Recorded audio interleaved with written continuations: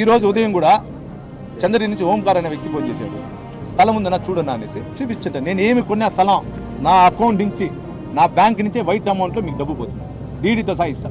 కొనేటప్పుడు కూడా మీకు చూపిస్తా. నాకు ఇల్లు కావాలి కదా, చంద్రగిరిలో ఇల్లు కావాలి కదా. ఇప్పుడు అది కూడా ఎట్లా డబ్బు వచ్చింది మీరు అనుకోవచ్చు.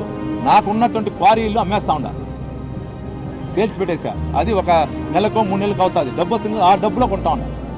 నేనేమి ఇది చేయాలి, అమ్మింది కూడా వైట్లోనే ఇస్తాను నాకు డబ్బు. ఈ వైసీపీ ప్రభుత్వం 60 కోట్లు వేయించింది పెనాల్టీ. అది క్లియర్ చేసినాక క్వారీ అమ్మేస్తా ఉన్నా. ఉండేది నాకు ఒక క్వారీ, ఫ్యాక్టరీలన్నీ మూసేసినారు. అవన్నీ అమ్మేస్తాను కాబట్టి దాంట్లో కొంచెం భాగం మా మిస్సెస్ వాళ్ళు నాకు ఇస్తూ ఉన్నారు. దాంట్లో భాగం కొంటా. అన్ని వైట్లోనే ఉంటాయి, మీకు వైట్లోనే చూపిస్తా.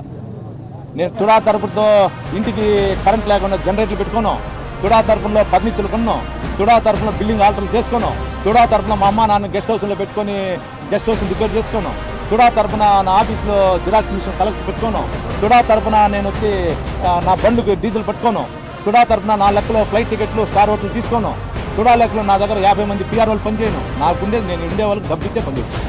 మీకు అన్నీ కూడా నా భార్య అకౌంట్స్ ఉంటుంది, మీకు ఏది కానీ ఇస్తాను. నెల నెల ఎన్ని జీతాలు ఇస్తానో అది కూడా చెప్పండి.